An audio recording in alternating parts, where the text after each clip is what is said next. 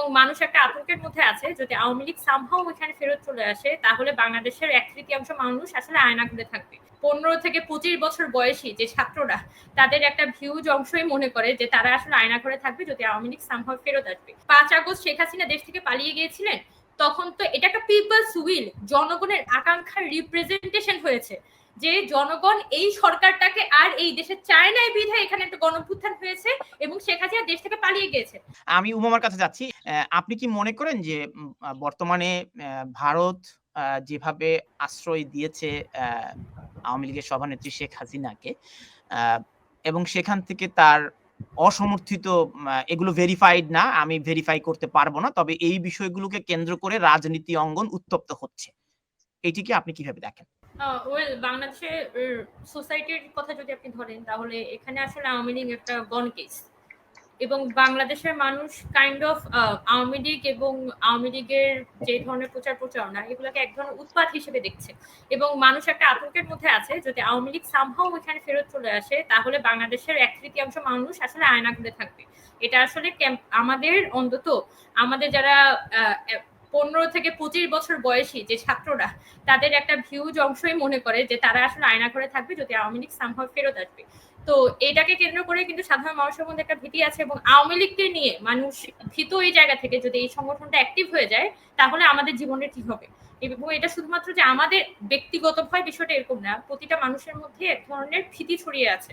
আর যেটা আপনি ভারতের প্রসঙ্গটা বললেন, ভারত একটা দেশ আর বাংলাদেশ একটা ডিফারেন্ট দেশ। এখন দুইটা দেশের মধ্যে যখন একটা বাণিজ্যিক সম্পর্ক থাকে, তার মধ্যে বিভিন্ন ধরনের কালচারাল সম্পর্ক থাকে, বিভিন্ন ধরনের সম্পর্ক আসলে তাদের মধ্যে এস্টাবলিশ হয়।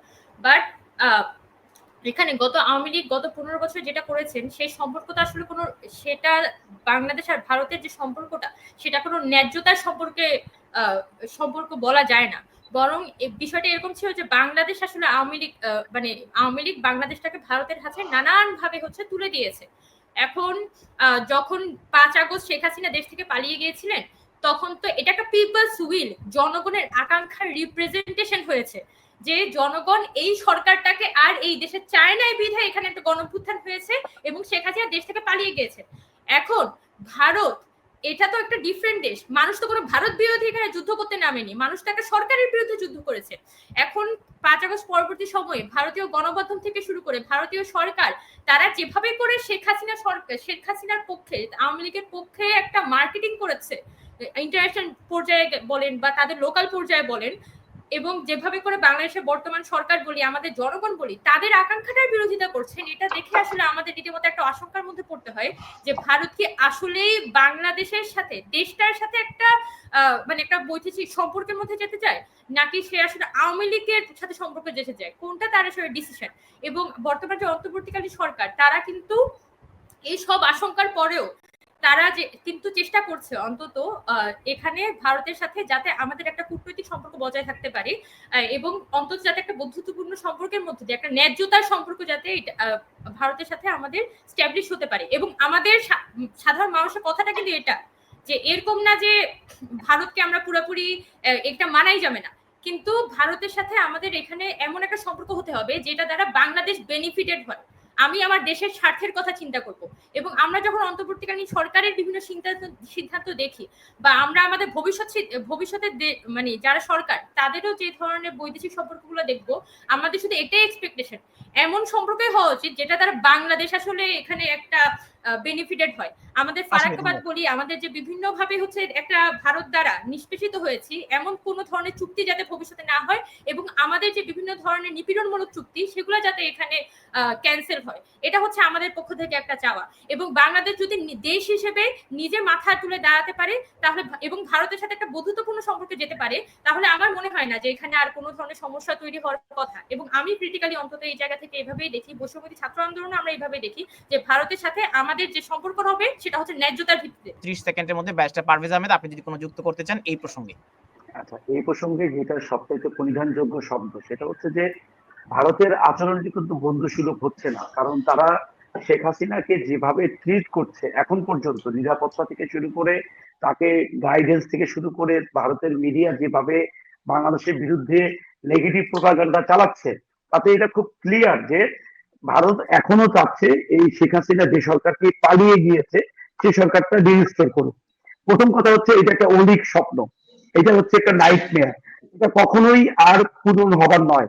কিন্তু ভারত যত তাড়াতাড়ি এই জিনিসটা উদ্ভাবন করতে পারবে, they should connect with the Bangladeshi people, not with the Sheikh Hasina. কিন্তু Sheikh Hasina is gone case, এটা সম্পূর্ণ একটা আউটস্টেট গভর্নমেন্ট। এই গভর্নমেন্টের আর কোনো ফিরে আসার কোনো সুযোগ বাংলাদেশের ইতিহাসে নাই, বাংলাদেশের মাটিতেও হবে না। সুতরাং ভারত যত তাড়াতাড়ি তারা ওই ইসে থেকে মানে দুঃস্বপ্ন থেকে সত্যিকারের জায়গায় ফেরত আসবে, তাহলে জনগণের সঙ্গে তত দ্রুত তাদের কানেক্টিভিটি বাড়বে।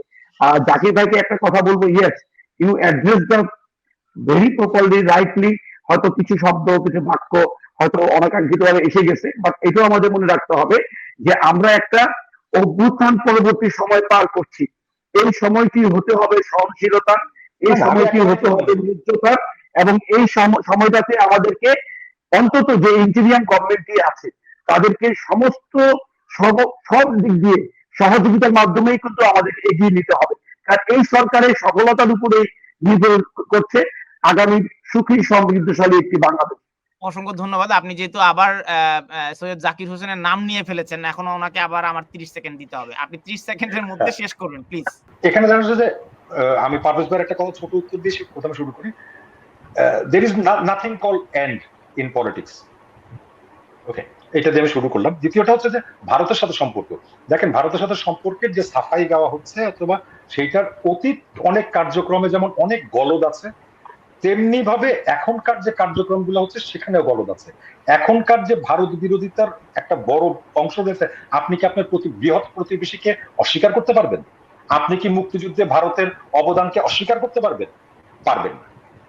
বর্তমান সরকারের কি নতজানু যায়, যদি সেই জায়গা থেকে আমি বলি, উমামার কথার উত্তর দিয়ে বলি, উমামা যে কথা বলছে আইডিওলজিক্যালি দোজ আর গুড, কিন্তু কথা হচ্ছে ইমপ্লিমেন্টেশনের জায়গায় রাজনীতিতে অনেক কিছু করতে হয়। যেমন করতে হয়েছে এইবার বর্তমান সরকারকে, যখন প্রথম বলল মৌসুমের সময় ইলিশ মাছ রপ্তানি করা হবে না, সাধারণ মানুষের মূল্যের নাগাল, ইলিশ মাছের মূল্য সাধারণ মানুষের ক্রয় মূল্যের নাগালে থাকবে। কিন্তু পরে কি হলো, পূর্ববর্তী যে কোনো সরকারের সময়ের চেয়ে অনেক বেশি পরিমাণ ইলিশ মাছ, আমি সংখ্যাটা মেনশন করছি, 3000 টন ইলিশ মাছ, যেটা 600 টনের বেশি কখনোই ছিল না, সেইটা বর্তমান সরকারের সময় রপ্তানি করা হলো। কারণ কি? ধন্যবাদ। আমরা নতুন ডিসকাশনে আর যাব না। আপনাদের আমি 10 সেকেন্ড সময় নিচ্ছি তানভীর ভাই। আমার কথা হচ্ছে যে হ্যাঁ, you can not choose your neighbour. আপনি কোনো অবস্থাতেই আপনার নাইবারকে আপনি চয়েস করতে পারবেন না, বাই ডিফল্ট। এটা অ্যাবসলিউটলি কারেক্ট। বাট এই ভারতের কারণে গত 15 বছর আমরা ভোটাধিকার থেকে বঞ্চিত হয়েছি, এটা অ্যাবসলিউটলি বাংলাদেশের জনগণ বিশ্বাস করে। তারা যদি এই বসম্ভব সরকারকে যদি তারা সাপোর্ট না দিয়ে যেত অন্ধভাবে, তাহলে বাংলাদেশের গণতন্ত্র অনেক আগে রিস্টোর হতো, এই সরকারকে পালিয়ে যেতে হতো না। আরেকটি কথা আপনি বলেছেন যে 30,000 মেট্রিক টন যে পাঠিয়েছে 3,000 টন।